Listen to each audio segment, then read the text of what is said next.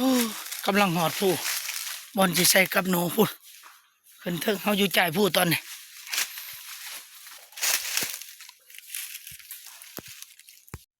บอลใส่ก็คักขนาดพี่น้องเอ้ยป้าแต่มิแต่ทำขึ้นมาสันผู้หอดจุดสูงสุดเลยนี่ก้อนหินตัวนี้สูงที่สุดยังแต่เฮาบ่ทันได้ขึ้นไปจอมสูงที่สุดก้อนหินก่อนนี่เฮาเลาะหาใส่กับแถวนี่แถวถ้ำนี่คักกะลิบอนใส่เฮาจะดักกับใส่ตามหน้าผาตัวนั้นสิเป็นถ้ำนูเฮาจะดักใส่แต่ละจุดเส้นทางบนเฮาขึ้นไปหอมผู้บนเฮาจะใส่มีแต่ก้อนหินโอ้ธรรมศาสตร์สวยงามคักกะลิพี่น้องเอ้ยเฮาจะดักใส่แถวก้อนหินแถวนี่อยู่หน้าผาแน่นอนว่าหนูนี่คือสิหลายเขาจะใส่ซุ้มใส่แถวนี่มีแต่ทำหนูพี่น้องไว้แถวนี่ตัวเกี่ยงไปเลยเขาจะรักใส่แถวทำมันโอ้ตัวบนใส่คักขนาดแถวนี่คักเลยเขาท่าบรรยากาศคือมาถึงวีตัวลมพัดวีเลยพี่น้องเอ้ยโอเคพี่น้องเขาใส่กับเป็นทีเรียบร้อยแล้วเขาใส่กับดักเขาสิขึ้นไปหาวิธีขึ้นพาหินตัวนี้สิขึ้นไปจุดสูงสุดสิขึ้นไปชมวิวกับเขาก็ใส่เป็นทีเรียบร้อยแล้วเมื่อเช้าเขาจะมาลุ้นน้ำกันว่ามันจะเป็นยังไงไปเขาสิหาวิธีขึ้นไปดันถึงสุดของผู้หน่อยนี่โอ้นี่เขาสิขึ้นนี่ขึ้นยากเติบพี่น้องสั้นพานี่เขาจะขึ้นไปงอยอยู่ถึงสูงสุดตัวนี้โอ้ขึ้นยากนี่ปุ่นพาหินตัวนี้แนมลงปุ่นสูงเติบเขาขึ้นมาจุดสูงสุดของผู้หน่วยนี่เป็นเทียมหอยเขาจะปีนหน้าผาขึ้นมามันจะเป็นโงนหินก้อนหินใหญ่เขาแนมลงไปด้านลุ่มเลยสูงสมควรแนมลงไปแต่ว่ามันหกมันก็เลยบ่สามารถมองเห็นทางลุ่มได้ผู้หน่วยนี่ก็สูงเติบเนาะพี่น้องแต่ว่าเฮาแนมบ่เห็นทางด้านลุ่มเนื่องจากว่าผู้หน่วยนี่อุดมสมบูรณ์ไปด้วยทรัพยากรป่าไม้ยังหลายมันก็เลยแนมบ่สอดยังหนาตึบเลยเฮาแนมเบิ่งอ้อมหอบบริเวณอ้อมหอบ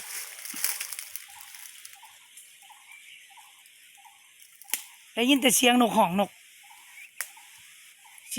อยู่ลำป่าน้ำพุอุดมสมบูรณ์แบบโอ้ยสุดยอดเลยมาผ่อนคลายสมองพี่น้องผู้ใดอยากมาผ่อนคลายสมองก็ขึ้นมาทั้งผู้ทั้งพามาเบิ่งต้นไม้ต้นตอกอุดมสมบูรณ์อ่อนช้อนจิตใจเพลิดเพลินไปนำธรรมชาติก็ถือว่าเฮ็ดให้สมองเขาปลอดโปร่งเหงื่อก็ได้ออกพี่น้องเอ้ยเอาโอเคเขาสิได้กลับทับ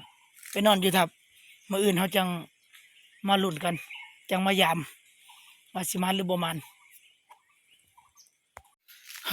ต้นไม้ยังอุดมสมบูรณ์เนาะนี่แต่ต้นนี้ใหญ่จะเป็นไม้ยังต้นนี่ต้นนั้นก็ใหญ่เนี่ยต้นนี้ก็ใหญ่แม่นต้นไม้แตะต้นนี้ต้นไม้แตะน้ำตัวคักเลยซื้อเหรียญเลยไม้ตันดีไม้ต้นนี้มันแสดงถึงความอุดมสมบูรณ์มีป่าไม้สัตว์ป่านานาพันธุ์ยังหลายเที่ยวนี่ต้องเฮาลงมาหอดตีนผู้มีสวนมันเขาเจ้าปลูกมันเฮามาเบิ่งสัตว์ป่ากินนี่สมควรเลยแตกแตนเบิดนี่แถวนี่เฮามาเบิ่งกินอาจจะเหม็นตามเฮาสันนิษฐานทีมงานเฮานัดพบกันกับทีมงานอยู่นี่ทีมงานเฮาใส่เลาะข้างผู้มาเฮาละใส่ขึ้นชั้นผู้ตัวนี้มันกัดข้องแขวใหญ่เห็นแขวมันนี่สมควรนี่ตามท ทีมงานเราสันนิษฐานนี่อาจจะเหม็นคันว่าหมูโบเห็นหอยมันโบเห็นหอยหมูมันต้องเหม็นแน่นอนแถวนี้ตัวสมควรเสียทีมงานเขาไปหาเลาะการแมลงหาเหยื่อนี่มันขวดกินนี่แขวแหนจ่อกินนี่หนูนี่บ่แม่นแล้วหนูนี่อาจจะเหม็นแตกเบ้อแถวนี่เจ้าของเพิ่นบ่ทันมาขวดครับสัตว์ป่ามาขวดกินเบิดเลยสมควรเลยนี่ไม่แต่สัตว์ป่ามาขวดกินเบิดตัวสมควรโอ้ยหม้อทับเลยเมื่อยไรฮ้อนแกเสียกันยาวออกไม่แห้งแน่เอามาหอดทับก่อนทีมงานนั้นยังใส่กลับบ่แล้วเอาเลยลงมาก่อนมาหอดทับเมื่อแรกเขาก็สินอนอยู่นี่แหละเขาสิกลางเต็นท์นอนอยู่ตามพลานหินนี่มานอนอยู่น้ำข้าเจ้านอนอยู่นี่ทับข้าเจ้าเนาะเอาแล้วมานอนพักน้ำข้าเจ้าแต่ว่าเขาจะบ่นอนอยู่กระต๊อบเขาจะกลางเต็นท์นอนแถวนี้เพิ่นมาอยู่แต่โดนจนปลูกผักหอมปลูกผักแตงจนเป็นเครือเหย้าเขาจะพักอยู่นี่มื้อแรงแดดออกแล้วมื้อนี้ยังมื้อเช้าแต่ว่ายังหนาวอยู่อากาศเย็นเฮาสิพา FC พยายามกับดักหนูอยู่โน่นผู้ทางด้านหลังว่าสิมาหรือบ่มานก็ไปติดตามเบิ่งนำกันไปพา FC ไปยามนำกันเลยพี่น้องเอ้ยเฮากำลังขึ้นผู้ย่างขึ้นยามกลับสูงชันผู้หน่อยนี่โอ้หลังนี้ก็มิดสมอยบ่ถึกพี่น้องเอ้ยโอ้หอดบ่ลั่นจังใส่ในคอนนี่ตัวโอ้เฮ็ดบดพี่น้องเฮ็ดบดแห้งเฮ็ดกระด้างนี่มันแก่เบิดแหละแข็งเบิดแหละตัวนี่มีแต่ดอกบางใหญ่ทางย่างขึ้นผู้สูงชันมีแต่ป่ากระสะพี่น้องเอ้ยไม้ปองไม้กระสะแถวนี้ยังหลายยังอุดมสมบูรณ์พูดที่เราจะขึ้นเทิงพุ่น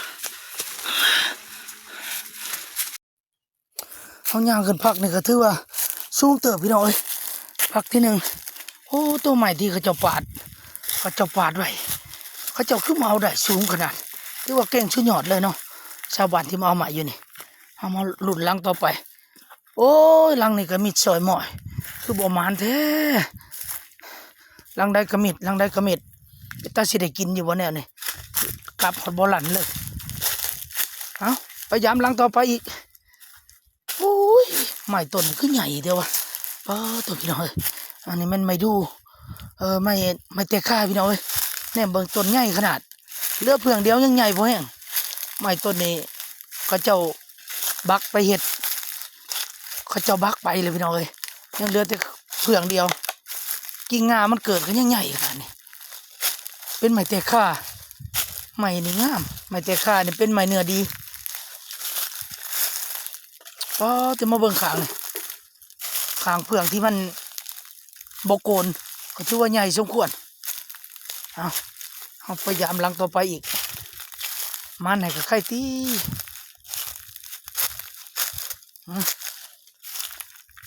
ปืนค้อนนี่แคบ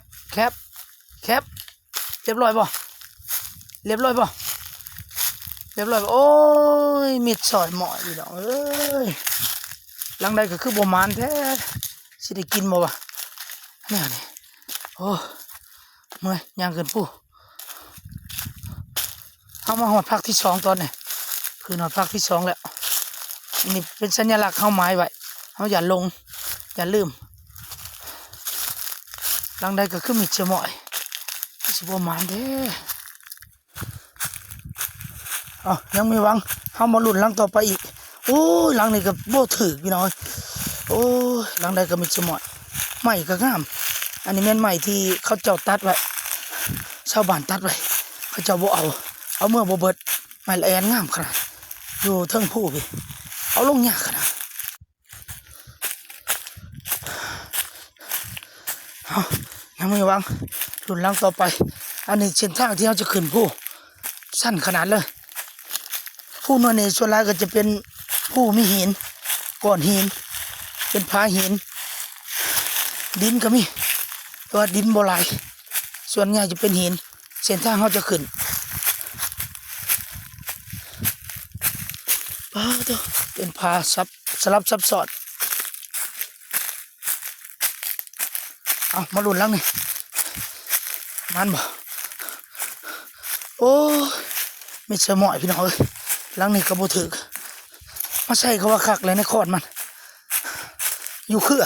ใส่อยู่เครือบอนหนูไต่ไปไต่มามันกระโบมากินมันหลักขนาดหนูแถวเนี่ยสงสัยสิมีคนมาใส่ลายเอาไปลุ้นลังต่อไปอีกโอ้เป็นผาหินแถวนี่สวยงามขนาดเป็นผาหินสลับซับซ้อนมาลุ้นเบิ่งเขาใส่น้ำถ่ำลังตัวนี้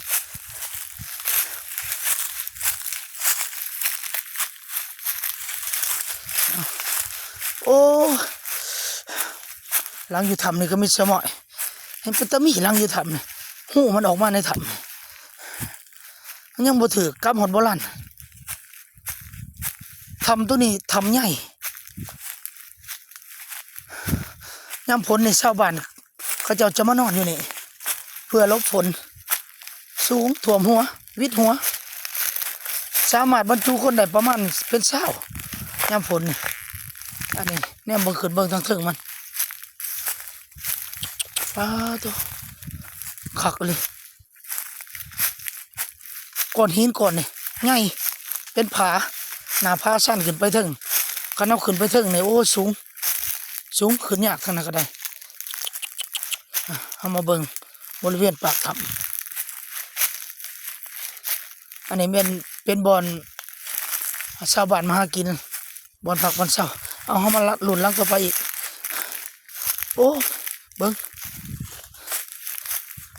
เอาย่างขึ้นตามหอมผู้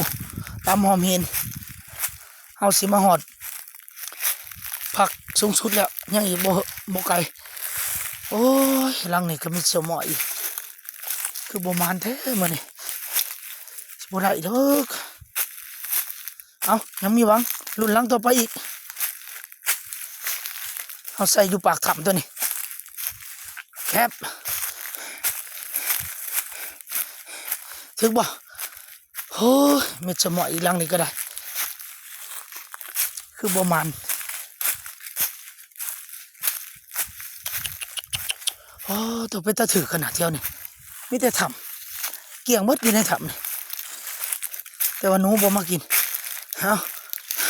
เอาขึ้นหอดจุดสูงสุดแหละหอดจอมผู้หอดจอมมันจะมีพลานหินเทียนเป็นด่านหินมีต้นไห้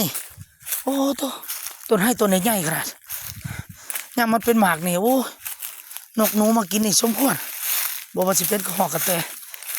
แต่ตอนนี้มันบ่มีหมากต้นไห้ต้นนี้เอามาหอดจุดสูงสุดแล้วเอายามต่อไปอีกสิมันหรือบ่กลับมันยังมีลุ้นอยู่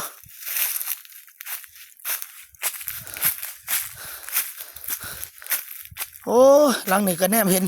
ก็ยังมิดเสมออยู่พี่น้องเอ้ยโอ้เมื่อยได้พี่น้องยังกลับช่องหลังเอาสิมาลุ้นหลังสุดท้ายว่าสิมันหรือบ่บางเทื่อมันโศกมันให้ก็มีพี่น้องเอ้ยไปยามกันตัวนี้เขาใส่อยู่ปากกระสะอยู่ผืนคอนมาลอหลุนน้ำกันคือบุเห็นกลับโดนแล้วบ่จักเอ้ยเรียบร้อยพี่น้องโอเคถือแล้วมาถืออยู่กล่องคอนเข้มปากกระสะหนูไหวเรียบร้อยแล้วบาทเนี่ยมันแล้วพี่น้องมันแล้วโอเคมันมักอยู่ในผืนคอนจริงๆเนาะมันมีปลากระสะมันอยู่หูจักสูตรมันอยู่ระบาดนี่พี่น้องเอ้ย ยังหลังสุดท้ายไปรุ่นต่อไปอีกหลังในเฮาก็ใส่อยู่ปากกระสะอยู่ผืนคอนโอ้ตัวคอนตัวนี้คักเลยจุดใกล้ๆกันใช่เลยใช่บนนั้นฮะโอ้เรียบร้อยอีกแล้วพี่น้องเรียบร้อยอีกแล้วโอ้ตัวโอเคโอเคโอ้ยโชคบัดตอนสุดท้ายพี่น้องเอ้ยนี่โอเคเข้าไปขังนะไอ้อีกแล้วนี่นูตรงขาวตัวนี้โอ้ตัวโชคสองหลังสุดท้ายมันพี่น้องเอ้ยรวมแล้ว2 แต้มมื้อนี่โอเคถือว่าบ่ผิดหวังย่างขึ้นผู้ขึ้นพาพี่พาน้องผจญภัยได้ซ้ำนี่ก็โอเคพี่น้องเอ้ยมันได้สองแต้มนูไว้กับนูทองขาวโอเคพี่น้องการผจญภัยใส่กับดักหนูมื้อนี้ก็ถือว่าบ่ผิดหวังได้2 แต้มผมจนหยองเหงื่อแตกย่างขึ้นผู้ขึ้นพาพี่น้องเอ้ยได้2 แต้มได้นูไว้กับนูทองขาวถือว่าบ่ผิดหวังเนาะเอาโอเคพี่น้องสำหรับคลิปนี้ก็ฝากซ้ำนี้ก่อนพี่น้องให้ FC กดพอเป็นกำลังใจให้พี่น้องจะได้เฮ็ดคลิปต่อไปถึงว่าเฮาได้บ่หลายเฮาก็สิเฮ็ดคลิปต่อไปพี่น้องการเดินป่าเดินดงผจญภัยมันก็เป็นสิ่งที่ดีเฮ็ดให้เฮาเหงื่อออกเฮาเดินขึ้นภูขึ้นผาเฮาเห็นหลายสิ่งหลายอย่างอยู่ในที่เป็นธรรมชาตินำภูผาป่าไม้ต้นไม้เป็นผาหินเนาะหายากบรรยากาศแบบนี้เหงื่อก็ออกเพื่อผ่อนคลายสมองพี่น้องเอ้ยการออกมาป่าหาอยู่หากินอยู่ป่าอยู่ดงเนี่ยเป็นการผ่อนคลายสมองเฮาบ่ได้คิดอิหยังมากมายหลายเนาะมีแต่ว่าเฮาอาจจะเมื่อยแน่เนาะก็ถือว่าเป็นการออกกำลังกายพี่น้องเอ้ยเอาสำหรับคลิปนี้ฝากสำหรับนี้ก่อนพี่น้องคลิปหน้าเจอกัน